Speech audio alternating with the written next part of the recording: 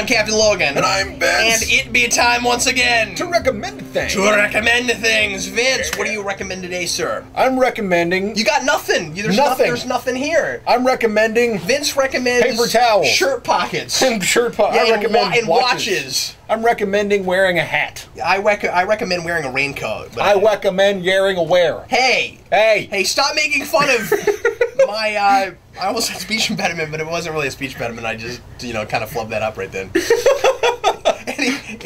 Anyway, I'm offended. What do you recommend today, Vince? I'm recommending a website. A guy on a website recommending a website. Tell me more. I will. I almost said, oh, you have the same W problem as me, but that's actually how you say website. I recommend a website. A website. I think they had those during World War. Oh my goodness, the Civil War. A website. Anyway. I want to apologize to anyone who actually has difficulty saying your W's. Yeah, no, that's a perfectly easy thing to mess up. Yeah, R's and L's, R's and W's. I think most people don't have problems saying their W's. Every time they try to say something with a W, they say R instead. Well, is that a thing? I don't know. Maybe I don't know if that's a thing. I mean, I think they kind of like meld together. You know what I mean? Is that what happens? Yeah. Anyway, I apologize if I was accidentally offensive. Vince, Anyway, I'm recommending a thing that exists on the internet. A website. It's a website from Civil War. It is davesgeekyideas.com. Yep, that's what it's called. So there's a dude named Dave. I'm pretty sure. I haven't. And he's got geeky ideas. Yep.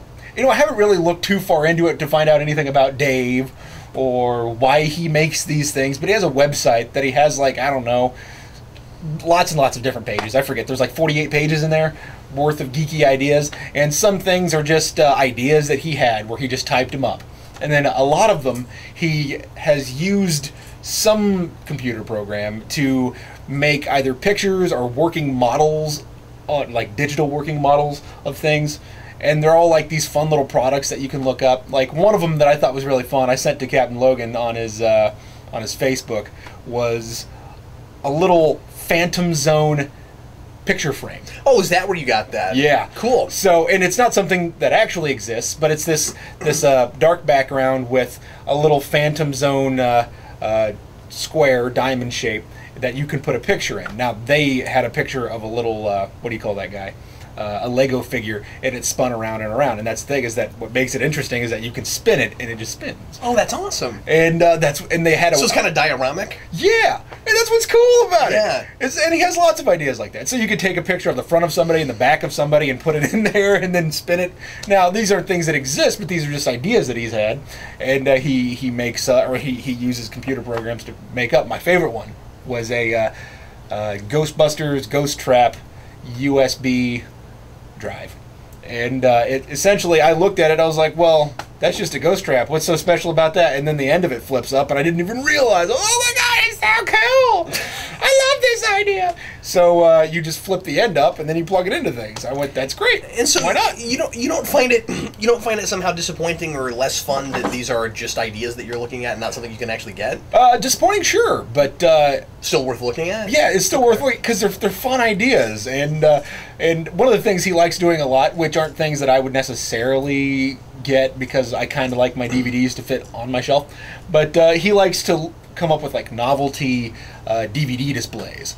So things like he has a Jurassic Park one where each of the movies has I forget whether it's a velociraptor on the side or a different dinosaur, but the overall box shape looks like that big steel trap that they had them all in. Oh, really? And you open it up and you can like set them up to where the dinosaurs are coming out of it. It's neat. He has ideas like that. And you look at things and you're like, well, how did they not even think to do that? Like, and yeah. Yeah, and then there are times where he will come up with something that's a good idea, but then the company thought it was also a good idea. So he'll say, well, I made this a while ago, but here's the thing that actually exists now. Case in point, he came up with a Ninja Turtles collector's set that looks like the Turtle Van. Yeah, I've got that. And it exists now, and he acknowledges that. He'll go back and change things like that. I actually almost recommended that today, but I wasn't sure if I'd recommended it before. So I recommended my two favorite things. I'm going to just let you guys, provided you go look. Yeah, is that pretty popular, or did you just kind of randomly find it? I just kind of randomly found it. You gotta assume that there are like engineers and crafty people that have like looked at if that thing's popular at all, that have looked at some of his stuff and been like, I can make that, and then make it. Yeah, I mean, I wonder, because these things existed beforehand. Now, some of these things, there's no way you could defend. Like, it's just not possible. Yeah, there's no way you could defend thinking I came up with the idea. Oh, I see what you mean. Of putting the turtles or making the turtle van the box. Like, you couldn't necessarily defend that. Yeah, and even if you could, you it's not like you own that idea. I mean, because the whole thing is, you put it out on your website, and you're not saying, this is. Even if you did say this idea is copyrighted, well, you're trying to copyright something that's based on a thing for licensed things. Mm-hmm. So yeah, I mean, I guess the only thing you could do is try to sell your idea to people. Yeah, to the people who own the idea in the first place. Yeah, so you could only make a Ghostbusters thing and sell it to. That's a little sticky. Who owns a Ghostbusters? But Sony? if it were me and I were putting those things out and I was like, hey, here's some cool ideas. I wish this existed. You can't get upset when it gets realized, because you're not trying to make any money off of it in the first place. Yeah, I wonder if this is like a labor of love, or if this guy's an engineer or something. I don't know. I don't know what he does. I didn't look anything. Well, I assume it's Dave. If Dave is just putting stuff out on his website and he's not actually trying to publish a book about the stuff, or and again, you'd have to get licensing for everything. But I mean, if he's not actually trying to make any money on it, it's got to be a labor of love, right? I would think. I mean, he might be making a little bit on print advertising or whatever, but people putting ads on his website. But for the most part, it sounds like it's probably just, here's some stuff I'd like to share. And I mean, he has some good ideas. The internet's great for that, yeah. I highly recommend. There's not a lot more that I have to say. He has loads and loads of it, so I could just go through some other things that he did, but I'm not going to. Yeah. I'm just going to pass this over to Cap here and let him say something. Well, today I would like to also recommend something from my brain. What's the matter? I was looking in your brain. Well, you're not telepathic, Vince. You're not going to be able to tell what's. Oh. All right, fine, Vince. What am I recommending? You are recommending. Nope. Gyri, and because those are the things in your brain, the little waves, the gyri. Oh, I'm recommending things that are in my brain. Yeah. Oh, well, you took that. That was a very literal interpretation. Yep. There, Vince. Upper motor neurons. Today, I'm recommending a documentary that I watched on Netflix. Today, I've been watching a lot of documentaries lately, Vince, for probably kind of obvious reasons. Yeah, and today I watched, or today I didn't watch it today. Today, I'm recommending. Boy, I'm gonna try to regroup here. Today, I'm recommending a documentary I watched called "The People versus George Lucas." Have you seen this one? Oh, I saw that. I didn't watch it, but I saw that it was there. Netflix. Yeah. So this is a documentary that was put out a few years ago that is all about how the fans feel about Star Wars, and particularly George Lucas, and it explores how he sees his own work and his rights to do with his own work as he pleases, and the way he's changed as a filmmaker and as an artist and as a businessman over the years. And it's really interesting because it's mostly, I mean, there's some famous people here and there that get interviewed, but it's mostly here's the fan reaction to everything that's happened, and you get both sides to everything. I think the movie is really good at not just painting George Lucas in a particular light. It doesn't just vilify him or just say, oh no, he's great. I think I really like the title. I think it's really apt, The People versus George Lucas, because it is sort of just watching this guy on trial. Not. I mean, it's more lighthearted than that. It's more fun than that. But you know what I mean. Let's kind of let the fans put this guy on trial. Here's the defense. Here's the here's the prosecution. Here's the defense. And I kind of like that. And so at the end of the day, where it kind of comes down, and it does sort of come down in a place. But I think that it's mostly kind of objective and fair about it. It kind of comes down to this place of.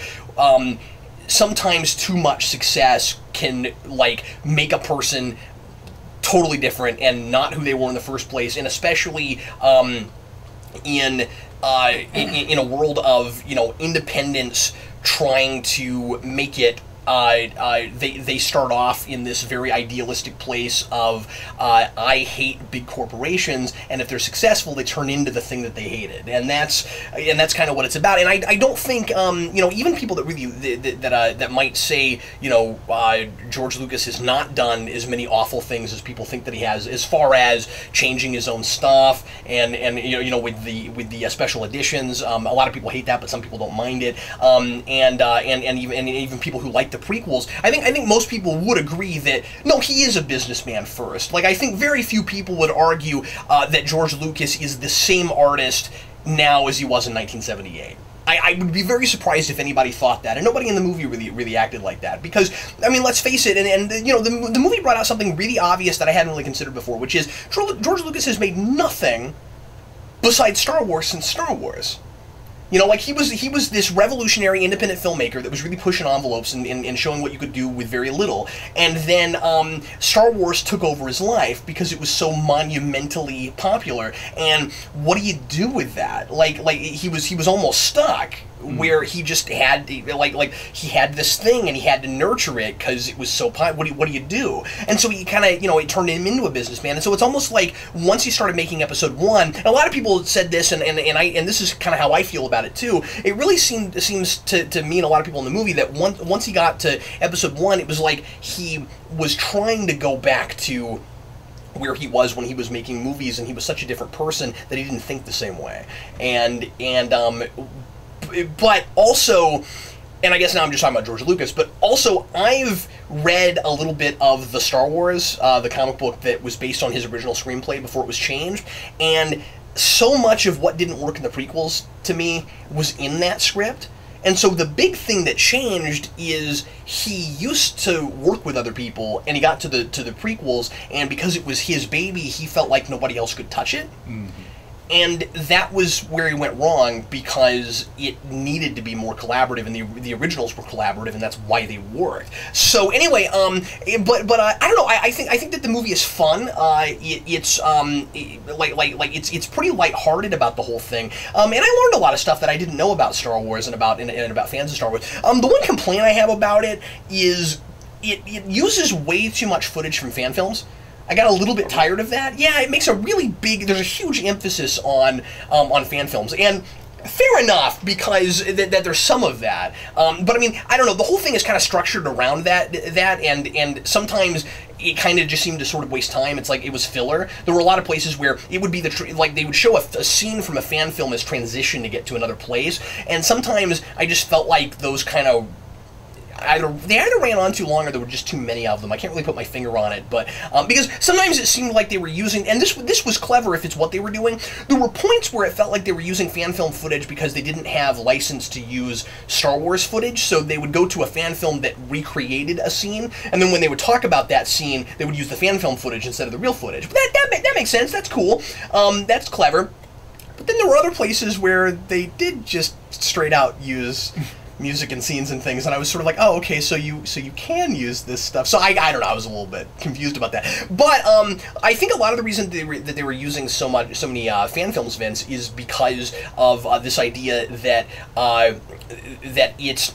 they talk a lot about how it's not, when you have something that gets that popular, that kind of a franchise, it's not just the person, it doesn't just belong to the person who created it anymore. It kind of, they talk about this idea of, and exploring, does it belong to everyone, or is it still his? And considering that he allows people to make fan films, and he likes that, and he's always nurtured that, it's interesting that he has, there's kind of this weird contradiction where he has, like this, he has this kind of like jealous pride of this is mine and nobody can touch it, and yet he likes people expanding his own universe, sort of. So it talked about that kind of inherent contradiction and why he's that way, and how he is kind of a walking contradiction, but then how, if you were him, you probably would be that way too, And so I don't know. I thought that it was a really well-rounded view of the man, and I also like.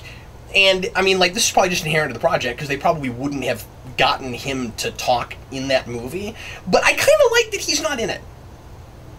You know, like, and it's not that he doesn't get to speak for himself, because they quote him everywhere, and there's a lot of file footage of old interviews that he's given, so his presence is felt.